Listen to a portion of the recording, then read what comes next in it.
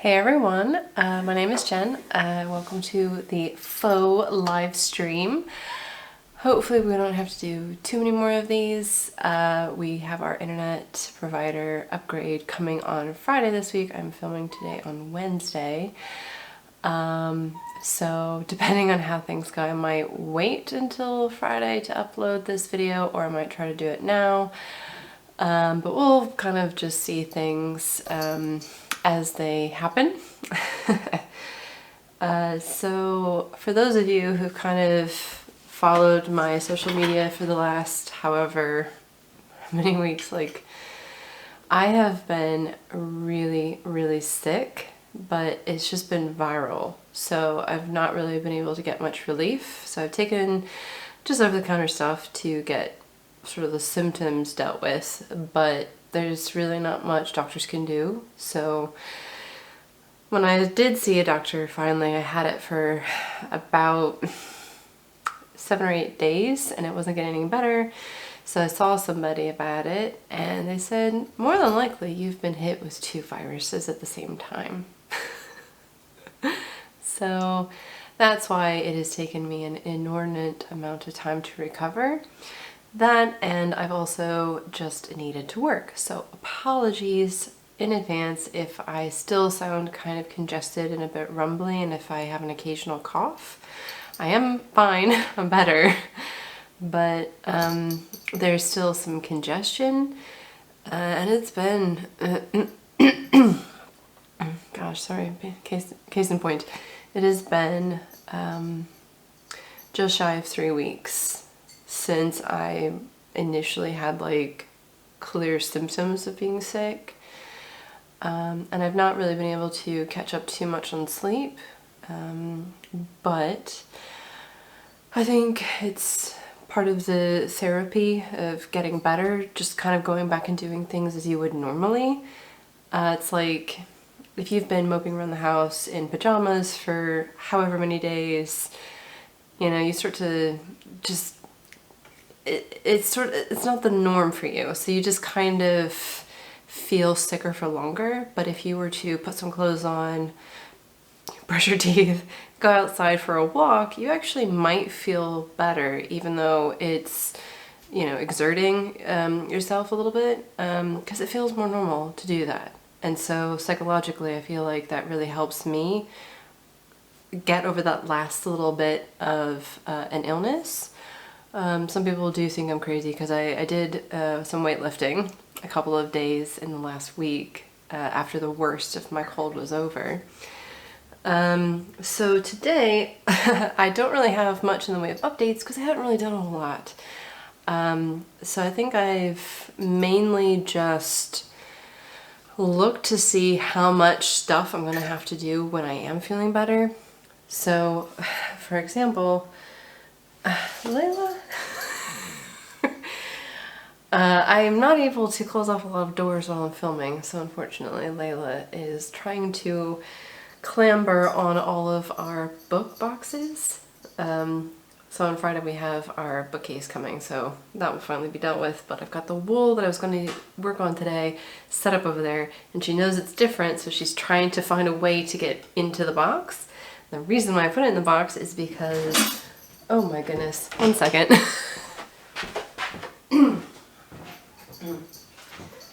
Go.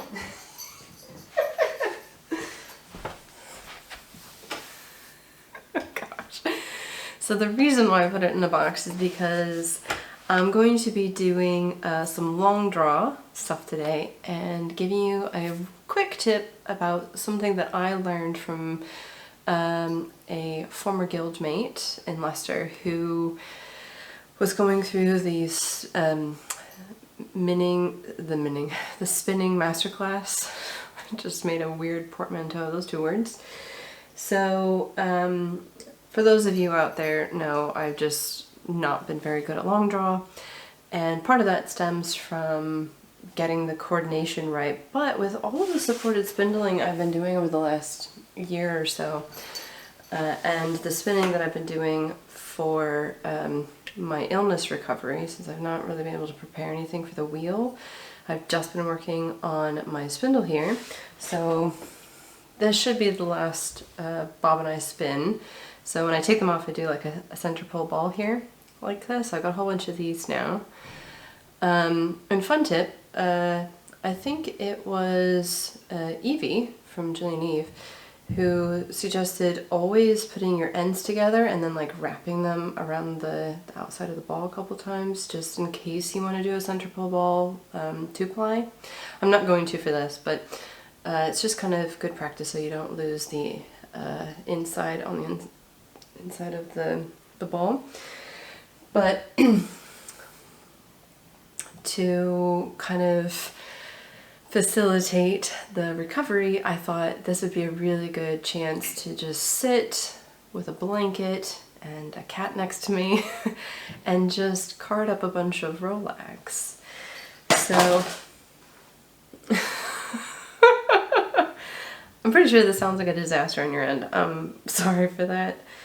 Yeah, so I will kind of do something with this in terms of video later. I don't know what kind of video I'm going to do, but this was my attempt at making sweater yarn quantities with my supported spindle, because I know there's some of you out there who use just handheld tools and not wheels for making these things. So yeah, I don't know if it's going to be a faux live stream where I talk about that more, or if I'm going to do sort of like a project video maybe.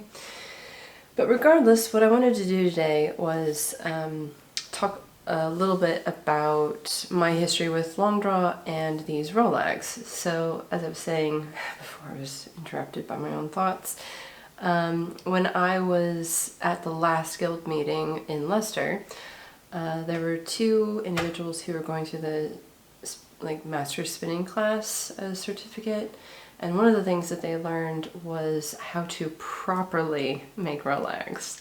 So when I first started, the lady who taught me back in, I think it was January 2010 or so, and she gave me a bag of Cotswold and said, here's how you do it, I'll show you. And she showed me, and then she demonstrated with a suspended spindle or drop spindle. And I was like, oh, okay, that looks really easy. I took home this bag and I literally made my shoulders very, very sore from just all of the carding process. And everything was borrowed except for the wool, which was, I think, donated from her farmer neighbor, which is kind of cool. But anyway, it's just sort of like this pulling motion. I didn't really know what I was doing, so I was like trying to compensate for one arm doing a lot of the work by making the other one work too. So here I am for countless hours that weekend just carding enough wool. And I didn't know how much I was going to need, so I made way more than I needed. And so because I didn't really focus on proper processing methods for the initial start to my spinning journey, I've never really sat down to learn this properly. So what I thought I would do to begin was just show you how they were doing it for their certification. So everything has to be done properly. So this is kind of secondhand knowledge, and I'm not sure exactly how they learned. I think there might be some pre-recorded videos that they watched as part of the class, or maybe they had like Zoom meetings or something. So over the years I have kind of figured out that you're probably putting too much wool on there. So if you're working with it and you realize, gosh, there's a lot of resistance, or my shoulders are starting to hurt, it could be for a couple of reasons. One big one I think comes up a lot is you're putting too much wool on the carding cloth. And the other thing is proper technique. So as I was saying before, like I was doing this, which is really bad to do. And so having watched her do it, it looked completely effortless. And then I remember watching a video of I forget what the purpose was, but I think it might have been sort of a British news company, broadcasting company, went out to Shetland Island where people in the 50s were still making these really fine Shetland shawls, and they sort of filmed the process, and it was like at a guild meeting, which is really amazing actually. So here they are carding in the background, and someone's talking about something or as a voiceover on this scene, and the lady who was doing it, it looked very quick, very efficient, pulled the rolag off, got a few, and then started spinning again, and she was making the finest threads from this. So I'm not going to do that because I'm still kind of a beginner at the long draw, but this, in conjunction of the things that I've seen and learned over the years, but getting kind of like this extra tip from a guildmate, what she told me to do is once you have your washed wool, so this is a Shetland Blueface Lesser cross, and this is all of the undesirable bits, so it's like the bits of wool that don't have the same crimp structure as the rest of the fleece. So it's like the stuff that might be near the back side or near the belly side of the animal. So these rolags aren't going to look fantastic, but if you can make it work with not so great wool, you're still learning the process and identifying what you need to do to make it come out the way that you want, because that's the other element of this, is being able to identify and troubleshoot on your own kind of what the wool you're working with actually needs for that particular process. So first thing you need to do is, this is a pretty soft fleece, and it's a little bit on the long side generally for carding into rolags, but some of the bits are a bit shorter, so it's fine. So what you want to do is go in and grab the tips of the lock, and I just hold the rest of the washed fleece in my hand and I pull that out. So here we have one of the locks. Okay, now because this is a Shetland, occasionally, and this is part of the reason why this is not part of the main fleece which I have in storage, because that's going to be for a Fiber Talk episode, I have a little handheld carding brush. I get the camera to focus on it for a second instead of my face. So you see all those bits there? That's basically the stuff that I don't want into the rolags. So because it's a Shetland fleece, what happens is the fleece will start to rise, so you'll get like a thinning out of the lock towards the bottom, and then the new growth starts to come in. And so what they've done is they've just shorn it. So they're not technically second cuts. It's just where the fleece has kind of risen and then they've shorn the whole fleece off. That will produce little neps in the finished yarn, which is fine, but I wanted to get rid of them because there's a lot of trapped dead skin in this part of the fleece, which is not desirable. So what I'm going to do is just remove that part. So I'm just holding on to the lock end. And so now I've caught like those second, it looks like second cuts, but they're not, in the little flip carder here. So what you want to do is grab your carders. So this one is just always broken. No matter how many times I have tightened this, they're very old. I have no idea how old they are, but apparently they were by some famous designer called Eliza Leadbeater. If that's her real name, then that's kind of an amazing one. So what I do is I find the wiggly one, and that one sits in my lap, right? So what I'm going to do is put the butt end on just this bottom part of the hand carder, okay? Like that. And then when it's in my lap, I'm just going to hold it like this and brush away. I will reposition the camera, so sit tight. So Not all of these bits are in the same condition. Some of them are actually nice, has some characteristics, kind of like Blue-Faced Leicester, more so than the Shetland, so it's like really soft and shiny. So I don't know if you can really see that, but this part here, that's part of the wool, like it's thinned right here. And this is the part that they've then shorn, so you get kind of this short bit.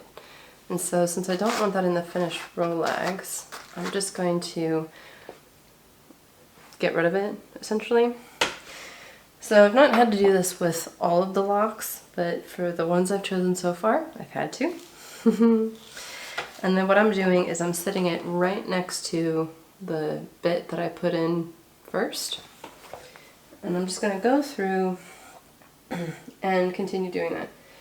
You can even grab like a whole glob like this and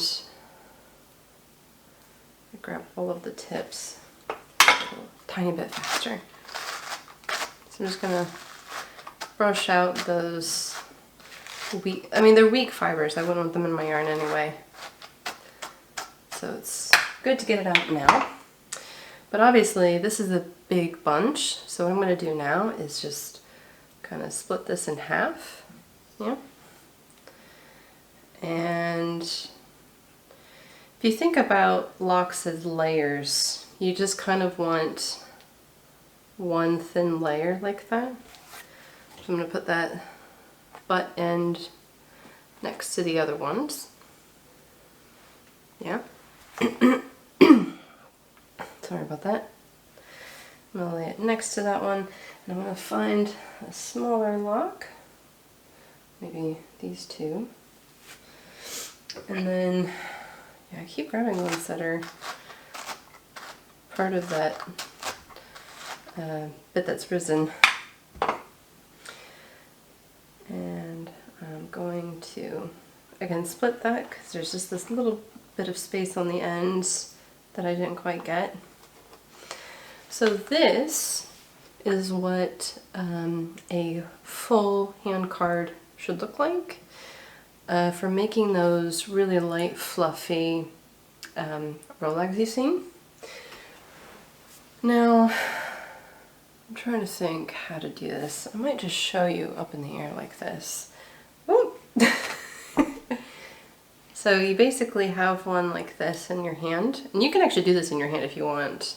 I just prefer to do it lower down so it's better for your shoulders. But you basically just want to come up and grab the tips a little bit like that. And I do a kind of rocking motion. And you can see already in that first pass, it's still kind of there on the tip. So this should all be pretty much the butt end, and this should be the tips. Okay. Now what you're going to do now is transfer it back by flipping it around, putting the butts towards the handle, and then just pulling that part off, and then doing it again. So what this is doing is you're still keeping the locks in alignment. So when I'm done, I should have all of the length still technically oriented in the same way. It's not perfect, you know, because this is not really a science. And then you can see how it gets a little bit fluffy on the sides. So what I do is, after that second pass, I just kind of square it up a little bit and then transfer it. So this is now the third pass, and it's really well integrated. It's very soft. All of the debris is now sitting on my legs because I did not grab my towel. Definitely do this with a towel. And then once all of that has been removed, yeah, you see how soft and fluffy this is? We've incorporated all of that air. So it's basically, if you were to take like a banana curl or like one of these curls I have, if you were to brush it out, it would have the same kind of fuzzy appearance. So that's basically what you're doing with this process. So we've gotten all the tangles out, we've gotten all the debris out, it's now light and fluffy and relatively organized. And now we have to make the roll lag. Now this is always the challenging bit, mainly because you need two hands. So I've taken it off, and what you want to do now, it's just sitting on top like that. You want to take this card and sort of roll it over the top, forming a roll lag.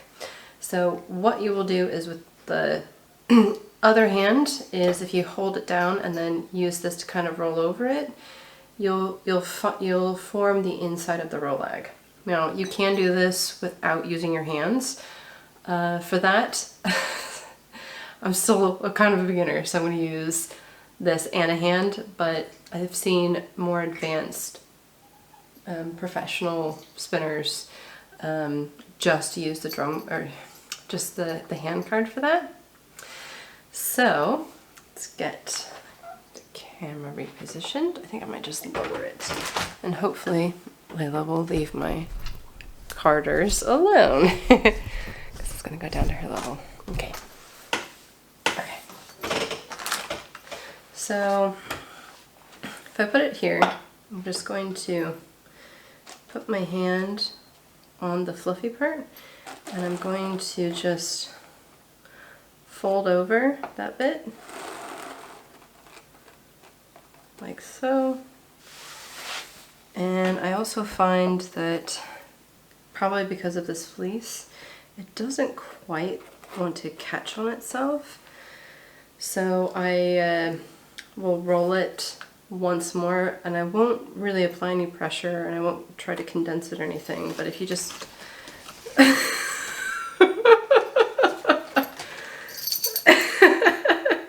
oh my gosh, my cat. I had all this in a bag, and she like stuck her head under the bag and like pushed the bag to the side of the wall. Oh my gosh. Yeah, so like I said, it doesn't want to stick together, but if you can kind of gently tuck and then roll against the cloth, you do get kind of this light fluffy roll lag. Now, one of the things that I have found after working with different wools, this one does not want to compress really well. So I have no idea if this is going to be great for long draw. I have not experimented. As you can see here, this is just all fresh. And then as a result, you've only got a little bit of remainder on here, which is fine because you can always pull it off and use it in drum card advance or whatever. So I'm going to place that down, reposition the camera. Okay, and I'm going to grab my box. Ta-da! Oh, probably shouldn't flash my address to everybody. So, in here, there's probably maybe 10 or so roll lags, and they're probably only about 1 gram each, so there's probably only about 10 grams here, which sounds like not a lot for all the effort, but this is also a learning experience for me, because I actually want to do this correctly.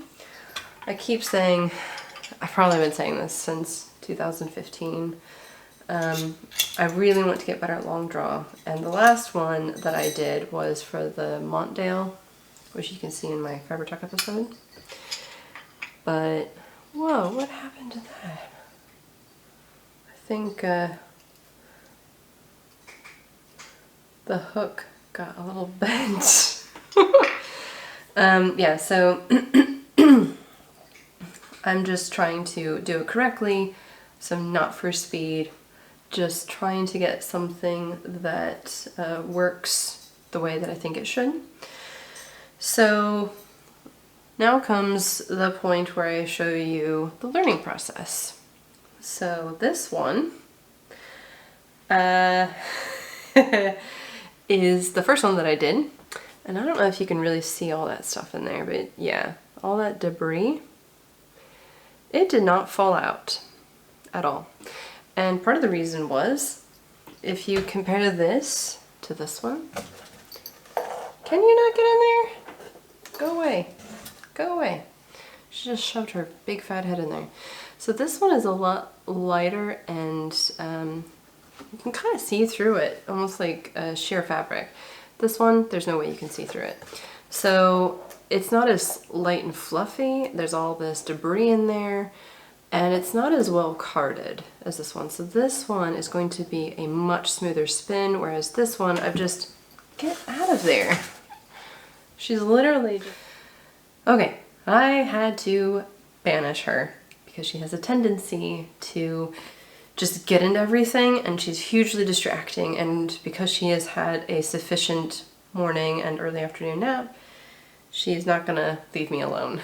So apologies for the interruption. So as I was saying, I've got some Rollags here, and as I was saying, this one's going to be a lot easier to spin because it's the fibers are better separated from each other, so it's just going to very smoothly spin.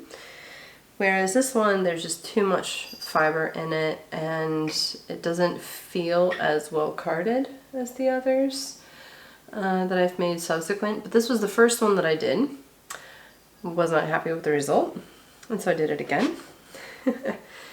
And it was better, but I didn't remove as many of those I didn't remove as many of those, like, short bits of the fleece. So this is where the new fleece was growing in, and then they've shorn the sheep.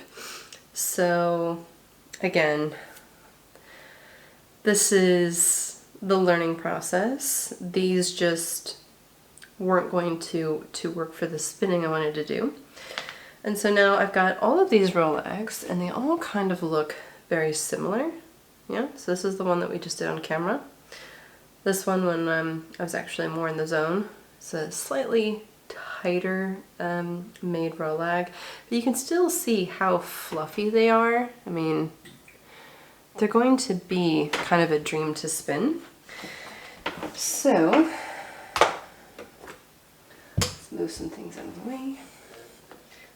Oof. I think I was talking about working with Montsdale, which I did for a Fiber Talk episode. Oh.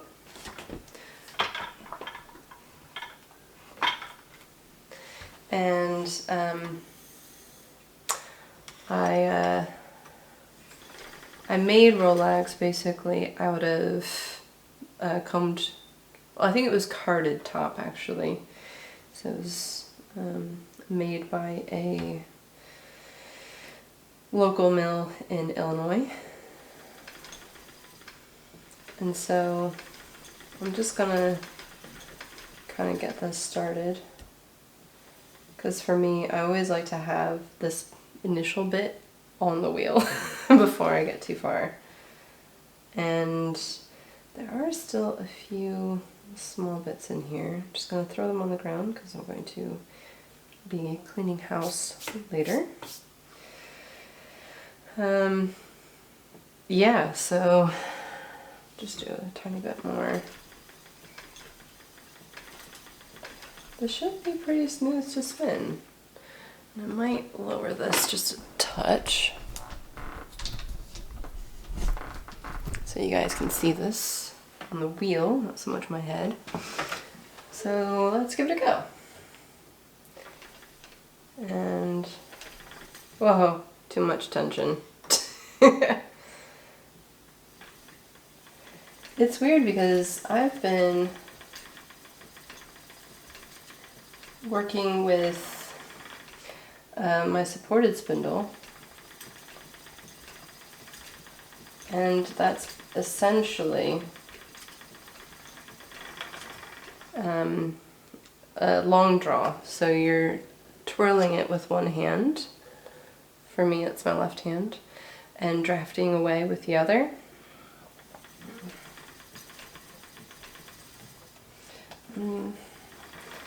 It's sort of happening. It's me probably being overly cautious with the amount of twist going in here. Sort of happening, okay. Alright, it's I as a person, I tend to accidentally go a bit too fine when I'm doing long draw. And it's probably something to do with my need for everything to be really, really even. But we're doing okay so far. And I must say, this is going so much better than I thought it was going to. Oh, look at that. Yeah. So I'm just going to do a pull back to see what the ply might look like. Yeah. So obviously it's going to be a bit fuzzier with long draw, and in particular with this fleece because it seemed really fluffy to begin with. But I'm okay with that. You know, it might make a really soft hat, or it's actually soft enough where you could use it as a lining for a pair of mittens. Okay. Yeah. Oh, that is turning out so nice. Like so much nicer than I thought it was going to. Now we got cat number 2. Little Vera. She's the one who always scampers away. Yeah, don't you? She doesn't get into my stuff in quite the same way Layla does. So, yeah.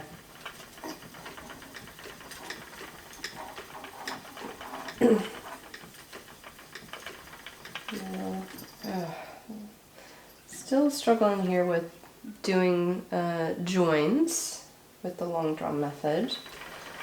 I've seen other spinners that kind of like bury the wool in the back end of the roll lag, but because mine is so indistinct, like sometimes you can actually see there's a little bit of a circle.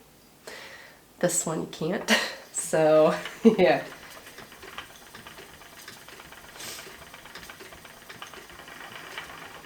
Oh, this is pretty effortless. This is literally the best attempt I have ever done at doing long draw in my life.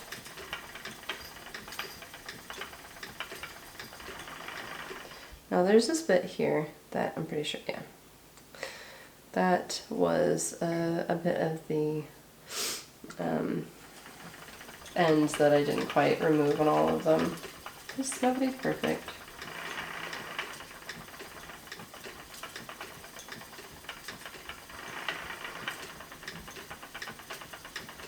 Okay, yeah, and that one too. So some of those other ends.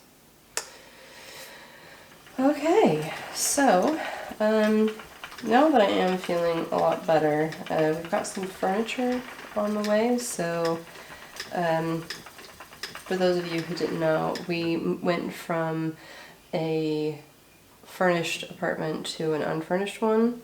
So things you kind of take for granted as already owning, like closets, especially in America. Closets are almost always built into the house, so to not have a closet is sort of a strange thing to hear about. But here in Britain, you almost never get built-ins. Occasionally you do. It's sort of like something that they'll tuck under a set of stairs. You get like a hallway closet equivalent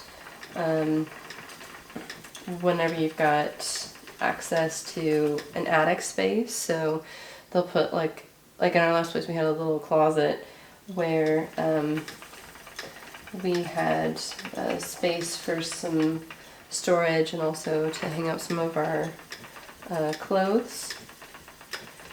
But yeah, here we don't have any of that stuff.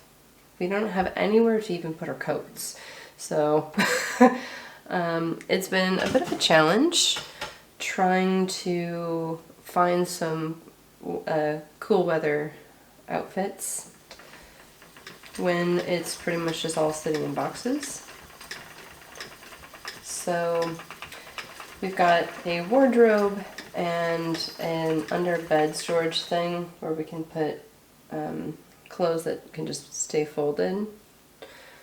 Sorry, I'm getting rid of those little neppy bits because I don't want them in the yarn. And then we've got,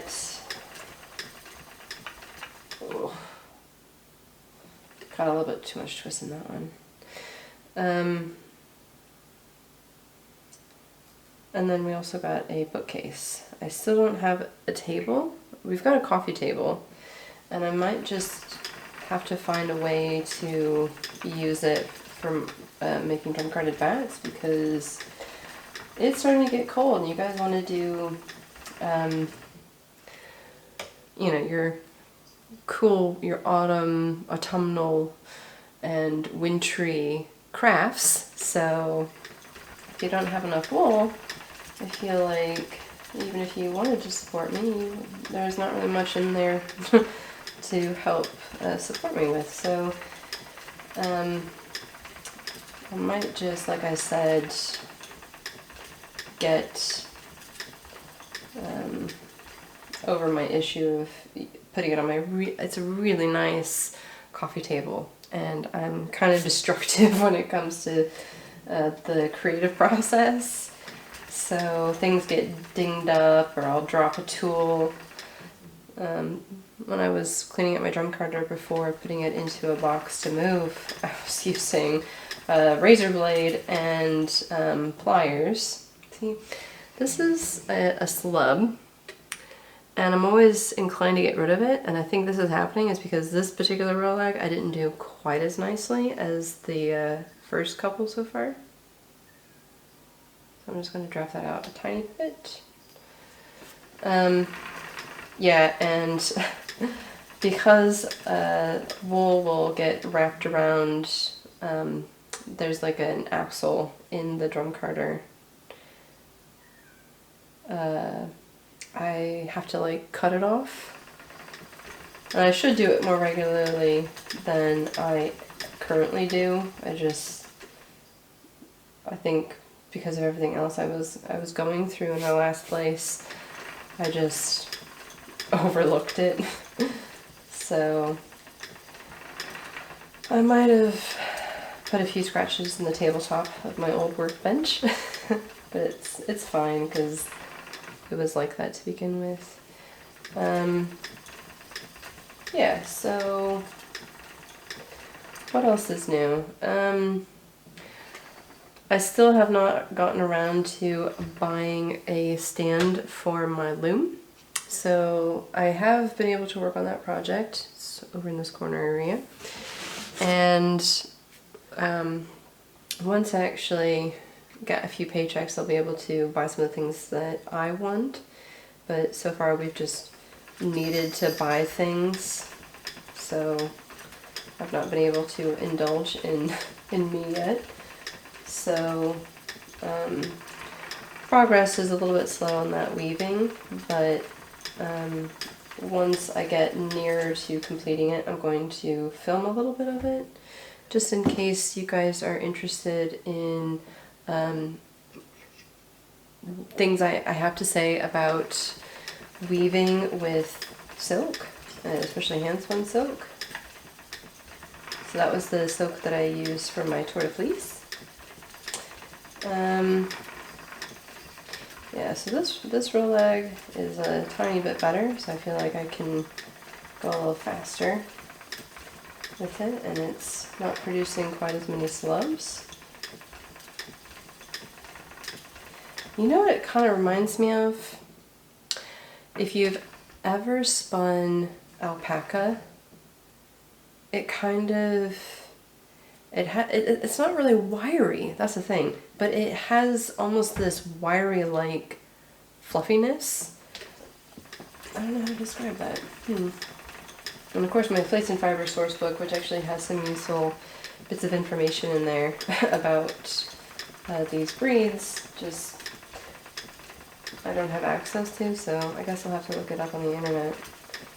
Sometimes it's a bit more hit or miss with the internet because they're talking more about commercial use of the fleece and other elements like lamb weight for slaughter. So yeah, but it's given me kind of like this alpaca vibe, and it's a bit slippery, and I think that's to do more with the blue-faced luster lines in this particular fleece. I didn't actually ask the owner who sold me the fleece whether it was a 50-50 cross. I wouldn't be a bit surprised if it was, because there are definitely some bits of this fleece that are remarkably like blue-faced luster and other bits that are very much like Shetland. The bits that I have reserved for spinning for a Fiber Talk episode are definitely like the perfect combination of the two breeds.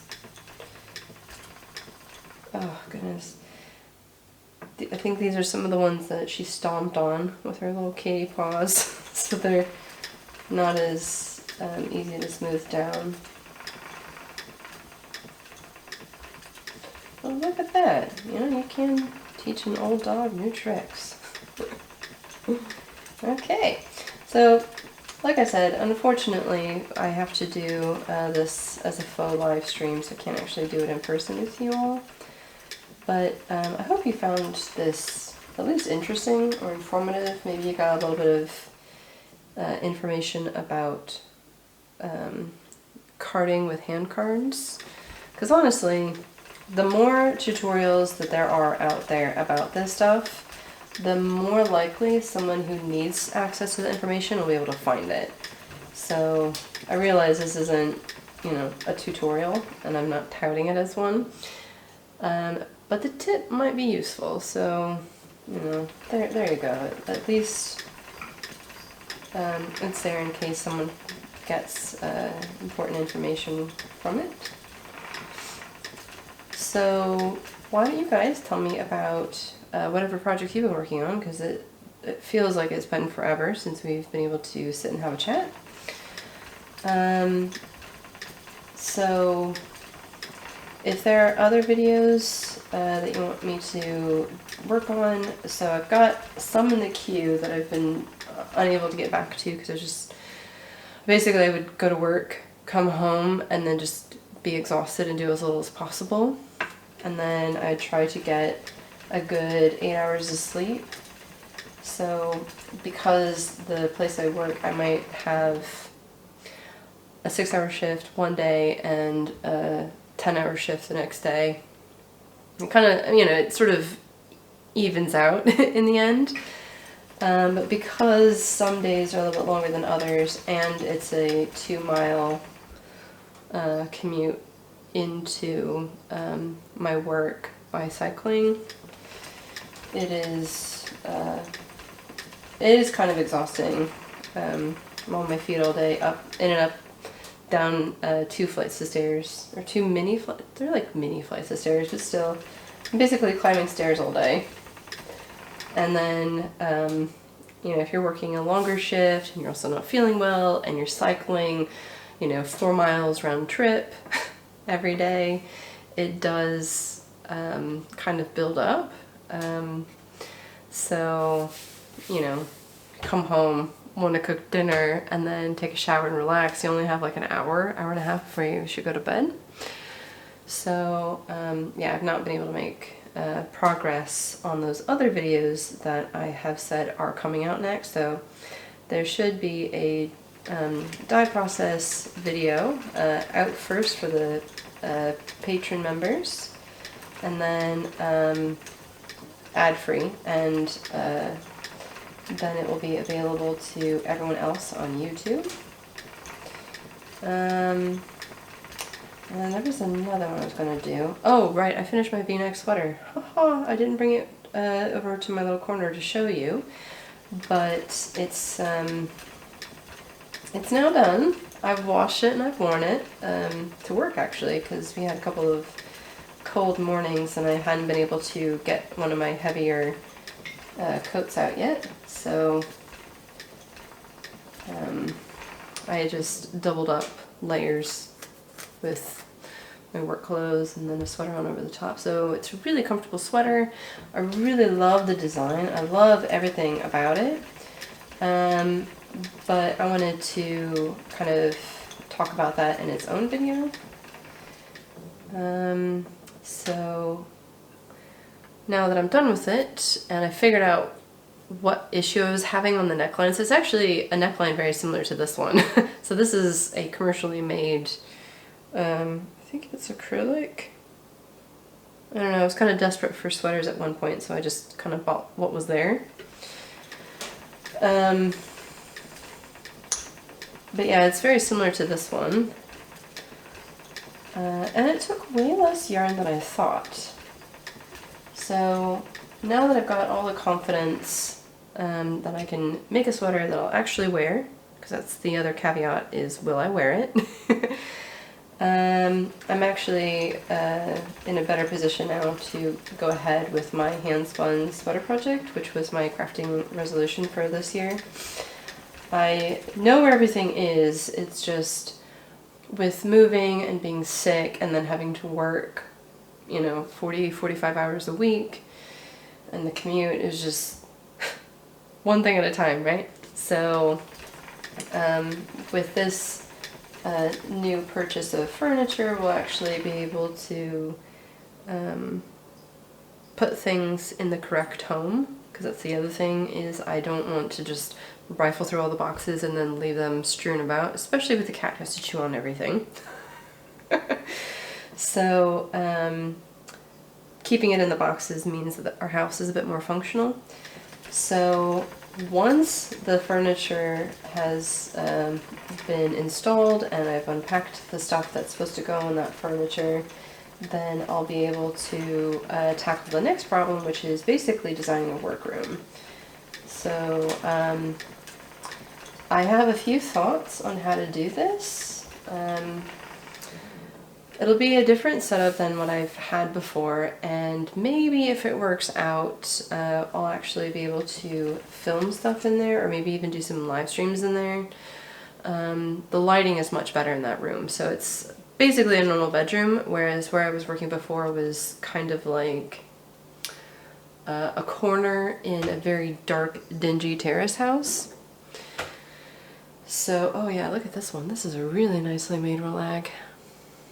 Yeah. Yeah, so because everything here is a bit more conducive to what sort of lifestyle I want to live, and also how I want to have my life organized, I think it'll be fun to actually use that room as more than just a space to store stuff and work on things when I just need to get work done.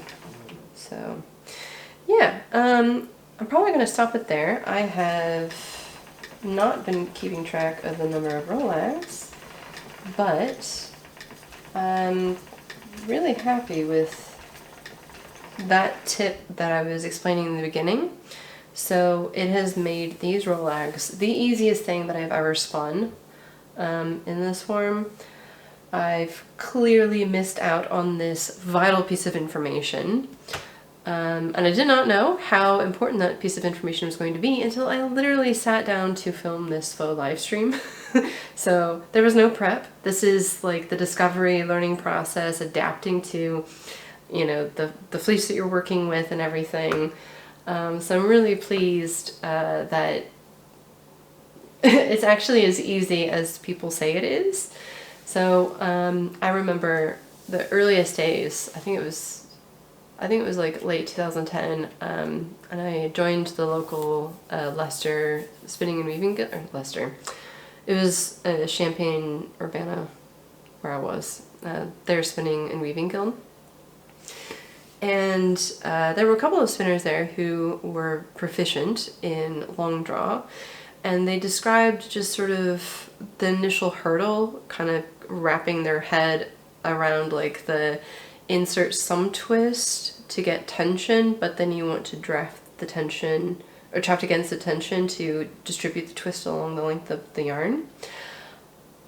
And they said, yeah, it only took about a day to kind of get used to that, and then afterwards it was very easy for them. They didn't even need to have a support hand, which is what I'm using right now. I'm using this one as a way to control the amount of twist that goes in, because this still feels very slippery, and I think I would lose control too much if I didn't have a support hand there.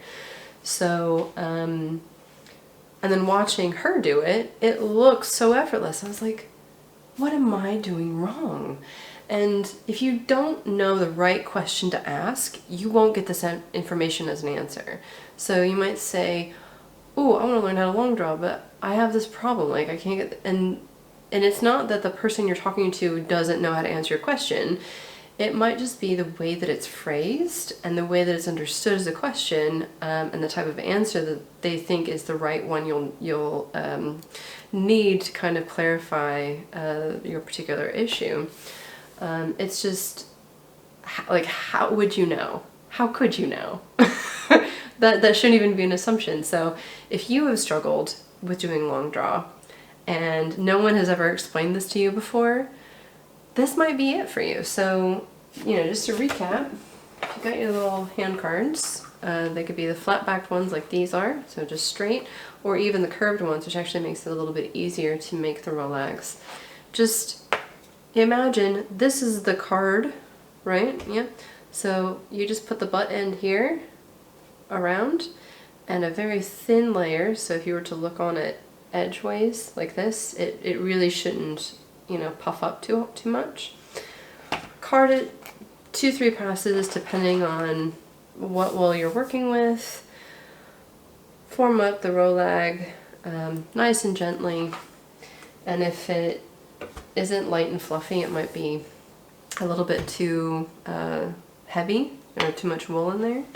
So just do the next one with a bit less. That's it. So I'll try and post some photos of this on Instagram,